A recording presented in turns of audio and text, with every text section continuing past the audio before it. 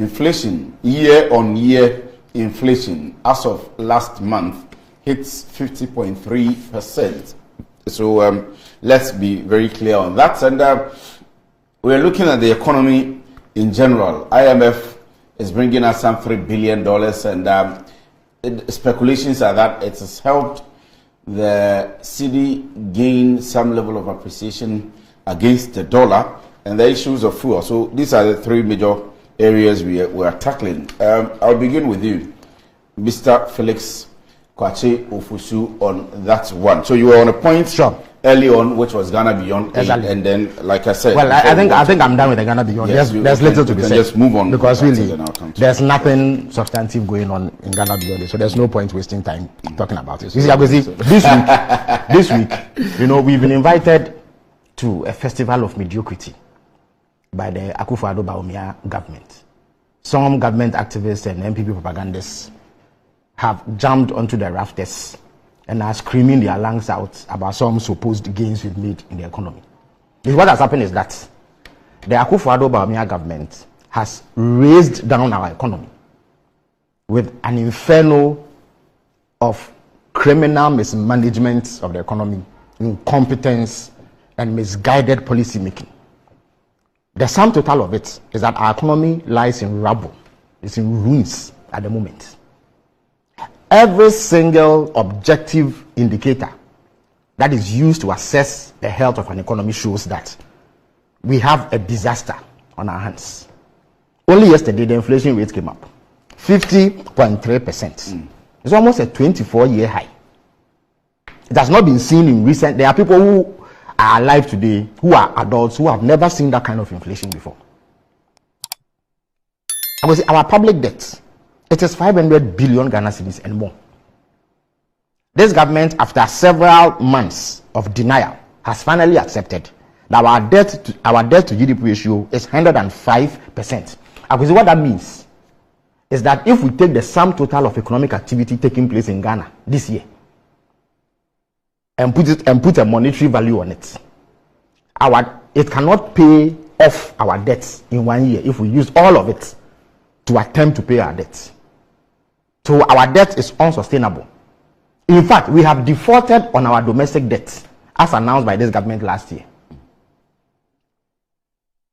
We ran the risk of running a double-digit deficit for the third successive year. In fact, if you check the budget and the mid-year budget, it shows that they missed the deficit target by significant margins. The primary balance, which measures your deficit minus your interest payments, also has been missed. The target has been missed. It's about 2.7% when they wanted to do about 1%. Interest rates now hover around 40%. And then the cedi, in the first 10 months of this year, depreciated by 54%.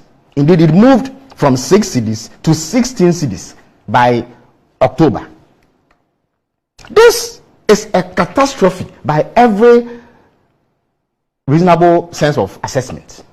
A complete disaster that has not been seen in Ghana in decades, perhaps since the early 80s. So, on the back of this, how does anybody get the temerity to invite us to the festival of mediocrity that the government propagandists have been on this year? And the reason for that ridiculous invitation, I could say, is that the cedi has made some gains. First of all, I have read a story or a statement attributed to the Director of Research at the Bank of Ghana. And he says that part of the reason why the cedi has done so is the announcement of the staff level agreement to the IMF. I will say a staff level agreement is only the first step towards getting an agreement, because you have to go to the IMF board for final approval. In fact, the IMF itself put out a notification to that effect. And when you read the statement you put out, it shows clearly that we have a mountain to climb in order to get the approval. Because there are some prior actions that this government needs to take, which have not come to fruition yet, except that they have announced the beginning of the process. And so they have a staff level agreement. But that in itself means little. But even to get this staff level approval, this government has put Ghanaians through hell. They have imposed further excruciating suffering and pain of the people of Ghana just to get a staff level agreement. We have been to the IMF about 17 times. Perhaps with the exception of the first ones in the early to mid 80s. None of the others that we've been to have this level of steep conditionality. We went to the IMF in 2015. We didn't have to do the crazy things that this government has had to do in order to get even the staff level agreement. President Mills went to the IMF. President Kufuor went to the IMF 2 times. On all those occasions, no government needed to do the terrible things this government has done in order to get a staff level agreement. And what are the things that they have done? I could see they have given a crude haircut to people who bought government bonds. Only last week, the Minister of Finance announced it, that if your bond is maturing in December and beyond, it has been replaced with 4 different instruments, which range between 5 to 15 years, between 2027 and 2037. Meanwhile, when people were going to buy the bonds, the expectation was that when it matures, as some have done in December, they will get their money. In addition to the replacements, they are saying that next year you will get zero interest. In 2024, you get a measly 5. And then in 2025, you get 10%. When it matures, even after this 15-year tenure, they will pay installments of 17%, 25%, and 41%. So you are not even going to get the lump sum that you look forward to when you bought the government bonds. This is a terrible haircut, pain. What they are doing is that they are restructuring about 137 billion Ghana cedis worth of domestic bonds. We know that the external component hasn't come, but everybody knows, everybody who has his ear to the ground in the financial sector knows that as for the external bondholders, they will give them about 30% haircut across board on both interest and principals. Already, there's some. You have that information already. 30%. Oh, but it's out there. It's out there. The ministry had said that they are yet to decide on that, and so they are consulting. But it's not like them. Yeah, of course, you said they are consulting. So the consultation process is ongoing. So there are other parties involved in the consultation. Are there not?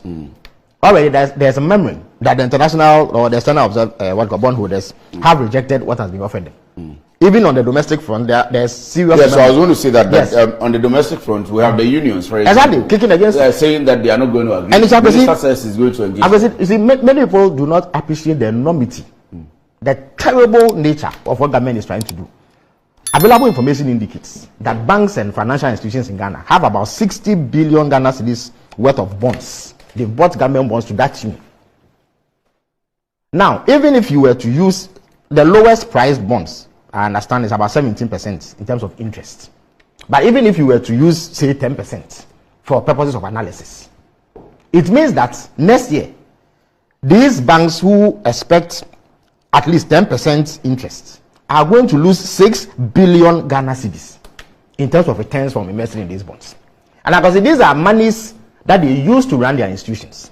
So how are they going to be able to employ, cater for their staff, and do all the things that they need to do within this? How are they going to account for the depositors' money that they've taken to invest in these bonds? So a loss of 6 billion, that is even if you were to take a base interest rate of 10%, and it's higher than that. It could even be double. We could be talking about 10, 12 billion Ghana cedis in losses next year alone to the banking sector. How is that? You are in the financial sector. I don't know whether you can tell me if the banks on an annual basis make profit of 6 billion a year. They don't. And yet they are supposed to lose close to 10 billion Ghana cedis because of this decision by this government. Even external bonds. Many people don't know that there are Ghanaians who hold external bonds. There are people who have invested millions of dollars. They are life savings in external bonds. So the Dachi bonds, the ESLA bonds, they are all external bonds. But they are Ghanaian institutions that invested in them on behalf of their clients. So they are also going to take a hit in the external bond haircut that is coming. Question number 2. Read this budget. It is packed with painful fiscal measures. In other words, taxes. Already VAT is about 17.5%, if I'm not mistaken. They've added 2.5%. It means that when that bill is passed and it becomes law, every item on the market is going to increase in price. Add that to the high rates of inflation, 50.3%, which means that year on year, if last year you bought items, last year December you bought items at a certain price, averagely it has gone up by 50.3%. That's what that means. That's what the Ghana Statistical Service put out yesterday means. So after this high inflation, we are also envisaging another 2.5% VAT increase. In addition to that, the Momo threshold of 100 Ghana cedis has been removed. It was my brother's boss, Alhaji Baumia, who is on record to have said that vulnerable people need to be protected. So when we questioned them, they said that 100 Ghana cedis is supposed to cushion vulnerable people. So they've removed it. Indeed, because of the effect of inflation, that threshold should actually have been increased because the value of 100 cedis has been whittled away. But they've removed it. So now it is all out suffering for everybody. If you read the budget carefully, there are additional 22 tax measures, not necessarily tax per se, but they've done a rework of the arrangements that have increased the tax burden of individuals and organizations. So you do all of this, and then on top of that, you ask us to celebrate this disaster because you reached a staff level agreement with the IMF. For the avoidance of doubt, this has been the worst management of the economy under the Fourth Republic, without question. The hardships people are feeling now have never been experienced in the 30-year history of the Fourth Republic.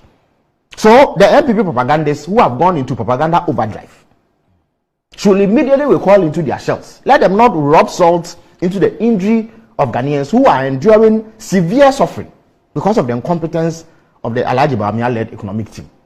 They have simply destroyed our economy. And you see, all of this was avoidable because as far back as at least the first quarter of 2021, it was clear that we were in trouble, and so they needed to go to the IMF. The decision not to go to the IMF was not founded on any economic sense. In other words, it did not make any economic sense at all. They had hopes in the e-levy. It is not true. Look, it is not true. It is not true. Simple. Alhaji Baumia and Co had led a propaganda drive against the MDC when he went to the IMF in 2015. Never mind that President Kufuor himself went to the IMF. President Mills went to the IMF. Every government we've had has gone to the IMF. And Alhaji Baumia knew that there was nothing wrong with going to the IMF. Because of propaganda and a certain unsavory desire to position himself as the be-all and end-all of economic knowledge, he launched very, very ridiculous and infantile attacks on the IMF program. It was for that reason that they did not want to go, because they did not want to give opportunity to their political opponents to say that you were talking against IMF but you've gone. That was the only reason. Because any sane analyst, any serious-minded manager of an economy would have known by at least March 2021 that it was time to go to the IMF. If we had gone at that time, we would not need to carry out these draconian policies in order to qualify for just a staff level agreement. Because the IMF invariably is a lender of last resort.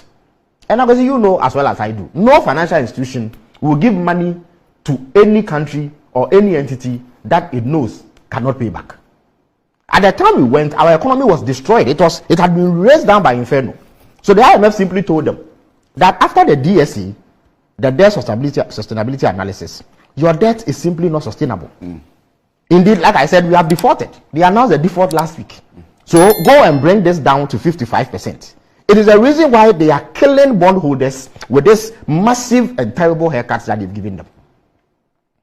But the point I'm making is that all of that was avoidable if propaganda, arrogance, misplaced, misguided arrogance, and a certain thirst for political plaudits that they don't deserve had not gotten into their head and led them to dither and wait for over 1 year before going to the IMF.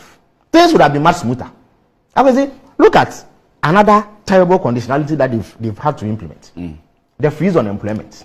And we all know what they did in this country. Alhaji Baumia led the charge. Every single platform he mounted, he launched an attack on the net freeze, which means that as and when vacancies exist in the public sector, they will be filled. This is a policy that was introduced as far back as 2008 by the late Kojo Banredo to control the wage bill and avoid indiscriminate and unsanctioned recruitment in the public sector. We inherited it and actually said that we will not let it affect 3 sectors: education, health, and the security services. So doctors, nurses, policemen, military and others would be employed. But as for the rest of the public sector, when vacancies existed through retirement or dismissals or some other reason, it will be filled. They went after us and said all manner of disparaging things about us. Today they've launched a complete blanket freeze, and it is an IMF conditionality. They need to do that in order to qualify for just a staff level agreement. Check the budget. They are going to spend 73 billion Ghana cedis servicing debt next year. This year, they will spend close to 60 billion Ghana cedis. If you factor in the havoc caused by depreciation of the currency, it may even exceed that, because the foreign component means that they have to find more cedis to get a certain amount of dollars. Even the dollar that they are celebrating, if you go to buy a dollar today, it is selling for 13 cedis. Meanwhile, the thing was 6 cedis at the beginning of this year. More than double what you came to meet. And you are here inviting us to this festival of mediocrity. We should applaud you for destroying and rendering Ghanaians so desperate in these times. So there's no plaudits to be had. You have destroyed the economy. In any event, everybody knows, Akwesi, that the dollar itself has taken a beating the whole of this week. Indeed, I understand that today the Federal Reserve may be meeting. They could entirely, lower interest rates in order to strengthen their currency, and it could have rippling effects on us. Right. So really, I'm not sure why the MPP thinks that anybody should applaud them for inflicting this untold hardships and suffering on the people of Ghana. They deserve the harshest condemnation for doing this. And not to be praised. Praised by who exactly? Why? Anybody who has gone to the market today to buy items. You talk about the dollar, but currently the dollar is showing strength. What strength? And they are quoting figures that it is the best performing currency. In 2014, when we had that depreciation that Alhaji Bamiya made a song and dance about, he put Dondo in his armpit and was beating and dancing. In the last quarter of that year, the cedi appreciated by 20% against the dollar. It did not stop them from condemning the government then. So when you have such terrible, you've moved the currency from 6 cedis to 16 cedis in the space of 10 months. When it goes to 13 cedis, when you are going to buy 13 cedis, it is when you are going to change dollars that they give you a low amount. Yes. But we don't spend dollars in Ghana. The reason why we really need it is for importation. So when you are going to obtain a dollar today, you pay between 13 cedis or 12 cedis at least. So it is still very, very, very high. And there's no corresponding reduction in the prices of goods and services. That is why inflation is 50.3%. So, in any event, with serious analysts, that's economic analysis with just one metric. Every single thing is terrible, compelling you to do a haircut. None of it has improved, and it's not going to improve for a long time, not in 3 or 4 years.